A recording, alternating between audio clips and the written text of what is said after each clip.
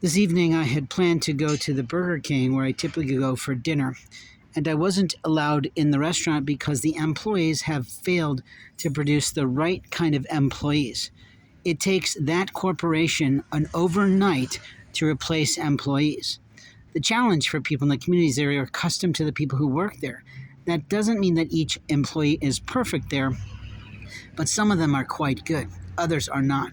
The discrimination that happens in restaurants by young people on behalf of their corporations is unbelievable.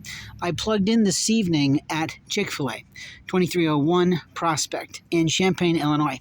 And I did that to power up my phone because it is technically a cyber cafe. They have those types of plugs in the wall. They actually have USB ports in the wall, which says that this is permissible and acceptable in some of the seating areas. The problem is that at some point I noticed that it was no longer powering. That means someone turned off the wall sockets. My guess it was a teenager or someone who's sort of pre-20s, because a pre-20s child is living still at home typically or living in an apartment with a friend, rarely making enough money on their living working at a restaurant like this in order to do this. But what I see is the bastard manager who's been a problem to me before is on duty. You see the marvelous blonde who works in the morning was leaving as I was arriving late at night. The truth is that we have rights, and the rights that we have are often a problem to people because there are people who claim to be Christians and work for Christian restaurants like the alleged Chick-fil-A, but they discriminate against the indigent, the homeless, and the people we cannot believe do this.